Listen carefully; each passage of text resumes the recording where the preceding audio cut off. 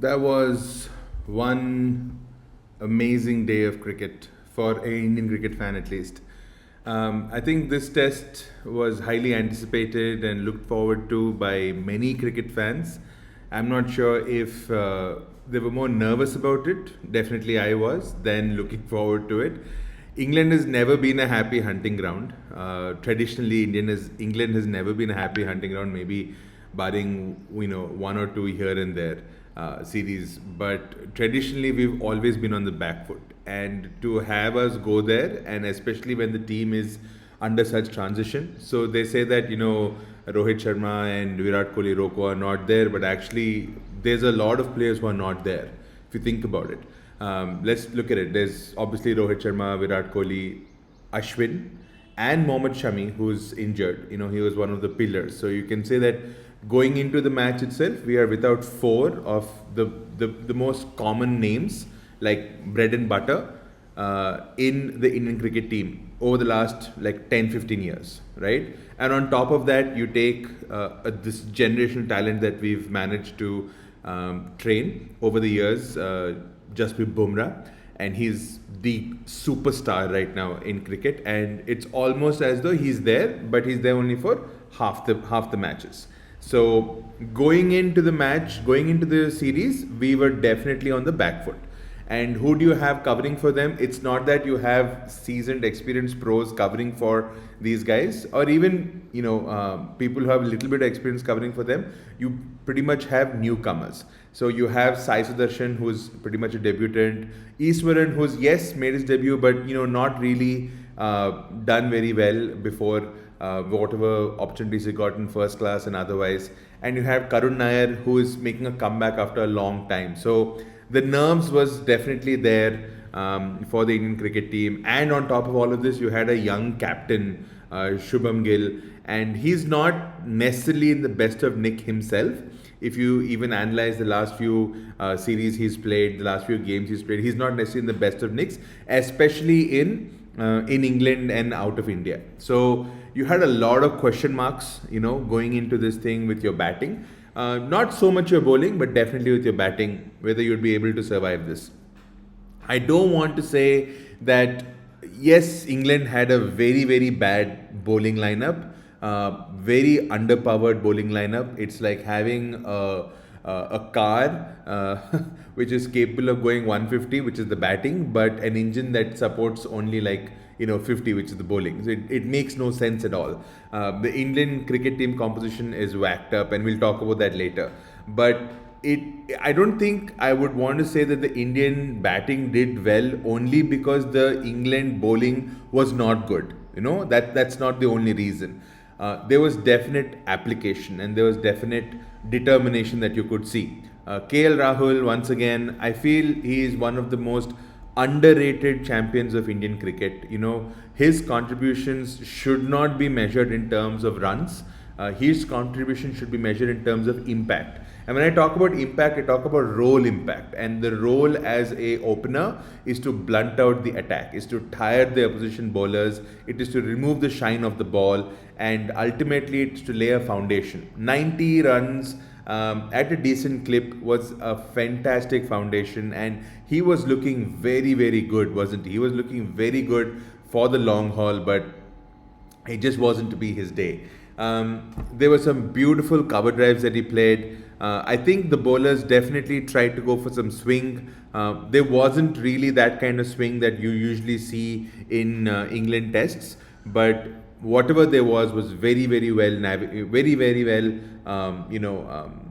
played by both Yashasvi Jaiswal and KL Rahul.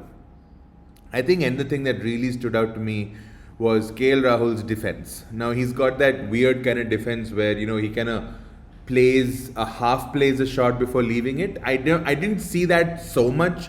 He was definitely very committed. He was aware that the ball was moving, and he definitely played the ball on merit. Anything that was in his side of the pitch, you could see that he was going for the cover drive and going for it with all his gusto. There were quite a few edges that kind of flew off the bat and went to third man up gully or something. But I mean, you've got to give that to an opener in English conditions. The other thing that really kind of came across as very heartening was the maturity that Yashasvi Jaiswal showed. Sure, he got a century, but I don't think it was a century so much that I want to talk about. It's definitely his approach to batting. The first innings, I mean, the first session especially, I think he was only about 45 or 40 runs or whatever it was. But the point is, there was so much of application. There wasn't that, that cavalier kind of, let's see what's going to happen kind of approach that sometimes I do feel it creeps into his batting. That definitely wasn't there. He wasn't playing loose or erratic shots. You could see that he was yearning to like cut loose, but he's kind of holding himself back. I think all of these basically point to the fact that they had very, very clear a very clear frame of mind that this is how I'm going to approach it. This is my role within the team, and my role as an opener is first to blunt out the attack. Second is to stitch a partnership. Third is then to accelerate. So you could see that there was very, very clear role definition. And okay, it's easy to say all this when things work in your favor, and when things don't work in your favor, you'll find the same critics who are saying, what's going on? Did they not have a plan or anything of that sort? So I'm not really saying it because it's worked out, 369 for 3 is definitely way better than working out also. But you could just see that there was application. And I don't want to say that the previous teams did not have application. I think the big difference between this team and the previous teams who have toured England or Australia or South Africa or any other place, I think comes from just core strength of belief, core confidence in your own abilities. And where has that come from?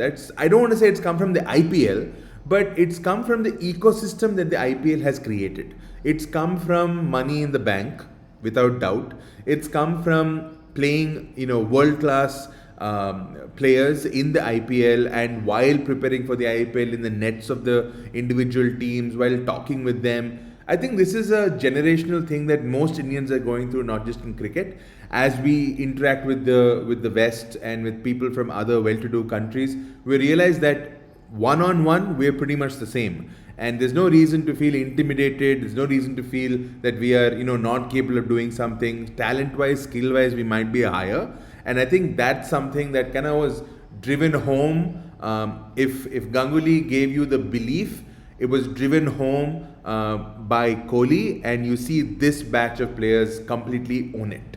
So I think it's a generational change, and it's not just to do with cricket. I think it's to do with a lot of things kind of falling into place along the entire socio-economic culture of India is reflected in the way Yashasvi Jaiswal handles the ball from Wokes. That's a strong statement to make. Some people might think it's silly, but hey, that's cricket and that's life, and they both kind of coexist.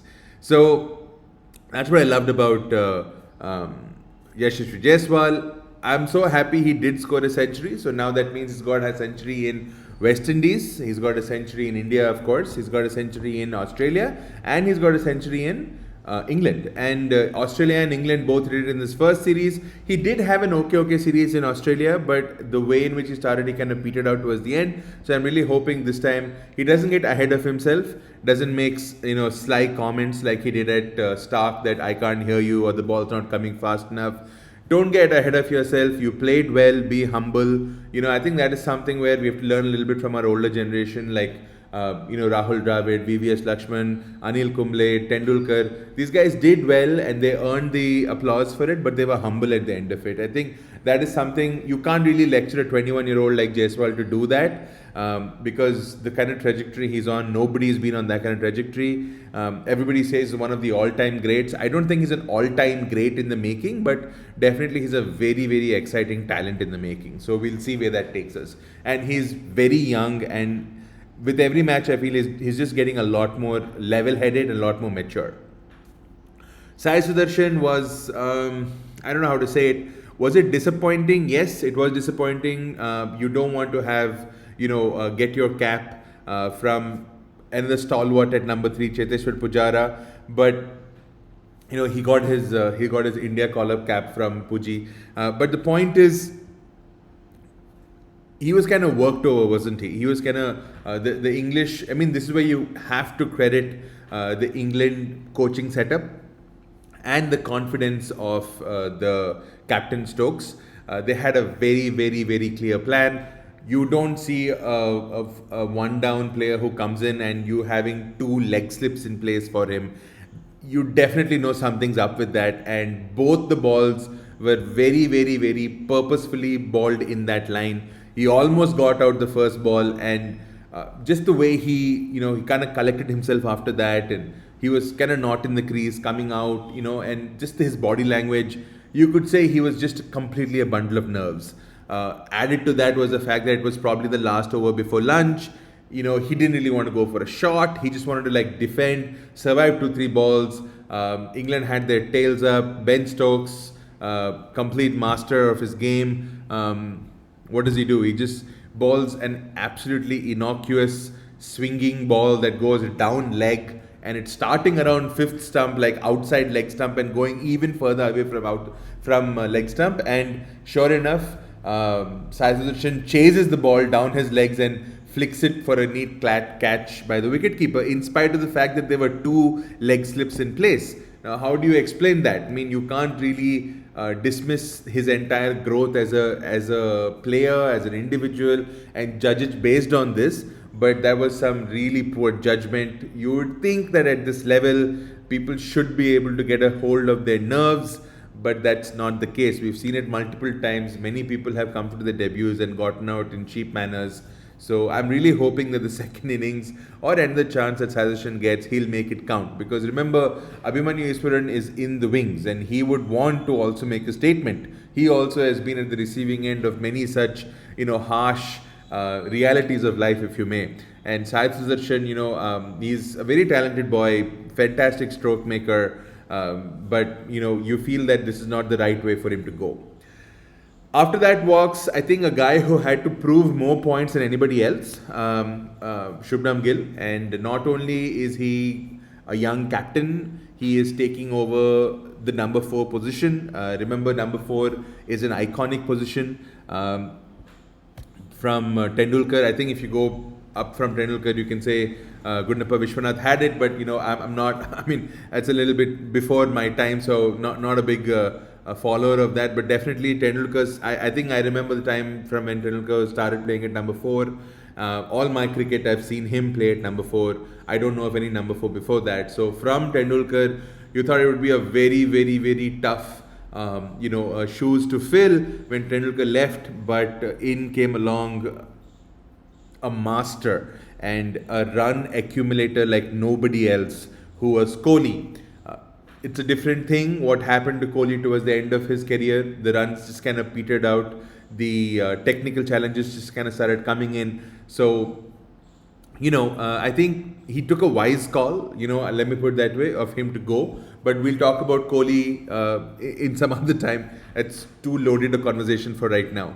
So right after him came Shubham Gill. And Shubham Gill, remember, was not the number 4 by default. He was actually a number 3. And after Kohli, retired, this was his first time at number 4. Not just his trying to become a better batter and basically the fulcrum around which the entire Indian batting revolves, which is what a number 4 is. Not only that, he's got this added pressure of being a captain, and a very, very young captain at that. And not just a young captain with a very young team also. Usually when you become captain, at least in the last few years in India, Dhoni had a Sachin or a Rahul to lean on for advice when Dhoni was captain. Then when Kohli became captain, he always had Dhoni by his side. And the Kohli-Dhoni Jugalbandi was very famous and worked out very well for India. But then when Kohli retired, you had Rohit, and Rohit was a pretty established senior himself. But still, you had Rohit and you had Kohli over there, to work in partnership.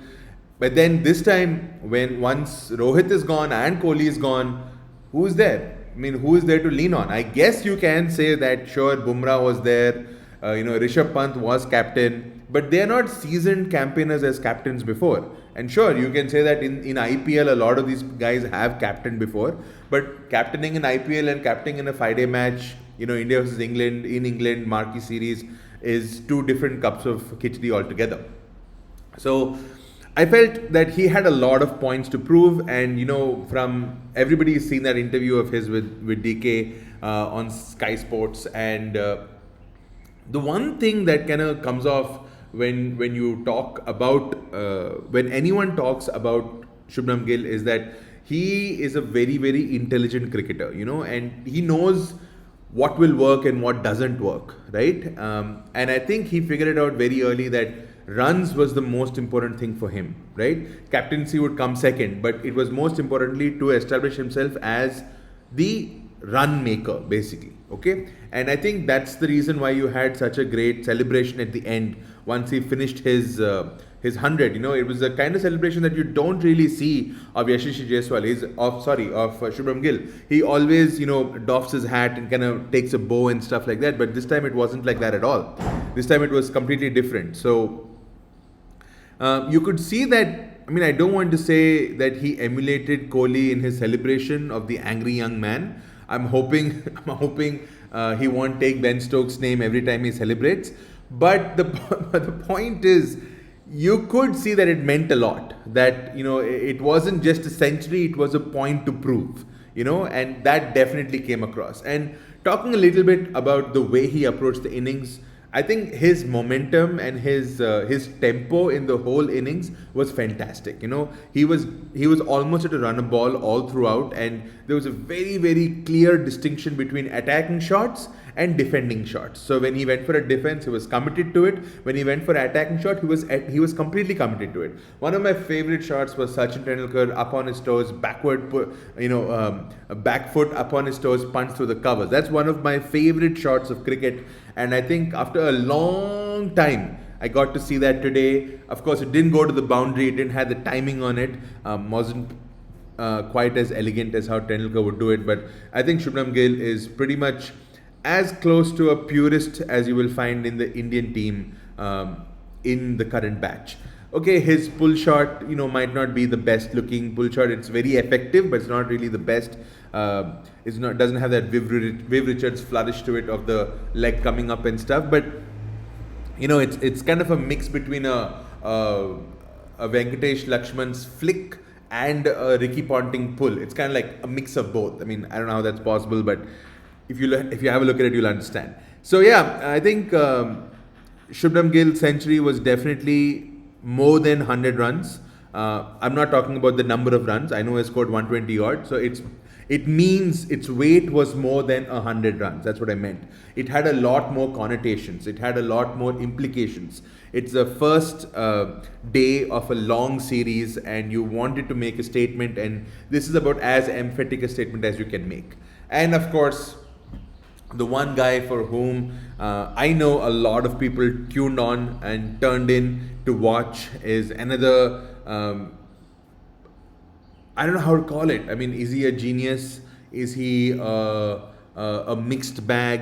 Is he whatever comes, that is what it is? I don't know what to call it, but Rishabh Pant is a Rishabh Pant. There's no other term to it, right? So he comes into bat right after Jaiswal gets out. Second ball off Stokes, he runs down the pitch and booms him above the bowler's head, straight forward. And you've got to see the way Stokes reacted was pretty much how the whole world reacted. They were stunned and laughter. Like, I can't believe he did that. And looking at that, I was just like, okay, interesting. And you can remember, if you remember, it was pretty much the same thing he did to Anderson, some time back. But thankfully, he didn't follow it up with the reverse scoop for 4 with him on his ass and the ball going onto third man, because that's also what he did to Anderson. But anyway, this is a version of Rishabh Pant. I don't know if it's because of the fact that he's vice captain or he thinks he's the more senior. I can't believe we've come to a stage where I'm saying Rishabh Pant is a senior in the Indian batting lineup, but alas, that's the times. But anyway, so this form of Rishabh Pant was definitely something that we have not really seen. See, we always knew Rishabh Pant was a very good bat. If anything has to go by, you forget about his technique, forget about everything else. The fact of the matter is he's got more test runs than anybody else in the last year or two, in fact. And he's been the most consistent also. So, in the Indian team at least. So, the point is, you did expect Rishabh Pant to make himself counted. But I think the statement Rishabh Pant made in today's innings was that, you know what? I am capable of different levels in my game. If you want me to absorb the pressure, I'll absorb the pressure. I don't have a problem with it. And I think something I want to note here is that the time that he came in was a time when you definitely felt that England slightly had an upper edge because the ball was reversing, and Ben Stokes was in the middle of a very, very, very good spell. I'll guarantee you, with a little bit luck and any other batsman with not so much application, India could definitely have been 2-3 down more. And I think Rishabh Pant did a fabulous job. He completely absorbed the pressure, even with Bashir, the spinner. You could see that he was just kind of withholding himself. He didn't want to give up his wicket at that time. He knew a partnership was most important. He knew he had to take India to stumps without the loss of any further wickets, or max 1 or 2 wickets. And that responsibility definitely showed. If you see the score at the end, you'll say, okay, fine, it's not that it wasn't like a 10 of 75 balls or something of that sort. I think he was at a 60% strike rate or something. But the point is, you just felt that he was definitely holding back, and he was consciously deciding to play safe instead of trying to be extravagant or playing my game, because I think it's very clear that people have to adapt and people have to have different games for different situations. And it was very mature on his part to do what he did. And I'm very, very happy, as a big fan of Rishabh Pant and a big fan of Indian cricket. I'm so happy that, this kind of situation is there. India could as well have been 250 for 5, by the way, today, okay? But the point is, they could have been, but they were not 250 for 5, not because we played well. Because even if we had played well, we still could have been 250 for 5. The fact that we were 350 for 3 is because England bowled well. It did not bowl well, right? So the difference between us being 250 for 5 and currently of our current stage of being 350 for 3 is not that we batted well. Of course, even by batting well, we would have been 254 or 5. But the thing is, England bowled so badly. And I don't understand one thing about England is that for all this hype and for all this madness and for all this talk they have about Test cricket and pinnacle of Test cricket and all that stuff, where is the bowling? What kind of bowling lineup is this? There's nobody there. How is Bryden Cast your opening bowler, bhai? I'm not understanding. In which way is he your opening bowler? And then you have Tongue. I mean, this Tongue guy, apart from looking a little bit like Anderson, he's got nothing else in him. He bowled like, I think 13 or 14 overs and he was huffing and puffing his way at the end of it. What is that? And spinners, Bashir is your only spinner. So the only reason why you picked Bashir is because he is tall. That's it. Nothing else. What about genuine wicket-taking spinners? Bashir did not look threatening even one ball. Even one ball he did not look threatening. He came close to the stumps of Rishabh Pant only because Rishabh Pant let him free. He did not touch the ball. That's the only reason why he got close to the stumps. What kind of a bowling lineup is this? Okay, you'll say that you have Stokes. Stokes was the only decent guy, I guess. Okay, but let's look beyond him. We'll talk about him in a second. Jofra Archer is injured, but with the way he was going, he's always been injured. Mark Wood is always injured. Okay, and even if they are bowling, they'll get injured very soon. Then you have Atkinson. Atkinson is also injured this time. So who is your bowlers who are left? These 3 guys, out of which one is Stokes. And the other guy is pretty much retired, and you basically called him out of retirement. I'm talking about Vokes over here. This is a very, very disappointing lineup. And if this is the performance on the first day of a 5 test match series, then God help the England side. I don't know what else to say. Overall, summing it up, I think it was a fantastic day for Indian cricket. I wouldn't necessarily say it was a great day of Test cricket because I felt there was no competition from the other side at all. But definitely a lot of application from the Indian cricket. They went through the tough phases. See, toss, no toss, that's a different story. Yeah. There's been 100 times when we've benefited because of the toss. There's been 100 times because we've not benefited because of the toss. Same things, overcast conditions. Sometimes in the daytime it was overcast. Sometimes it was sunny. See, all that is not in our hands. Okay, that's a standard. That's a variable which has been variable since the beginning of Test cricket. So let's not talk about those. What we can talk about is 3 things. One is the talent / application of the Indian team, which is definitely there, and their mentality. 2 is the talent / application of the bowling of England, which was horrible. And 3, definitely I'll talk about the performance. Forget about talent. I'll talk about the performance of the England bowling attack, which was definitely subpar. Even for these level players, I think the kind of performance they put in today was definitely subpar. So yeah, I think it was a good day. Looking forward to the second day. I don't want to take a guess or anything, but I feel India is going to trample England like there was no tomorrow. So I don't see, I see a possibility that it's going to be maybe 500, 550 or 600 for like 7 or 8 declared, and hopefully we come back and boom boom comes in and knocks out a couple of early wickets, and I think that's the kind of thing we're looking at.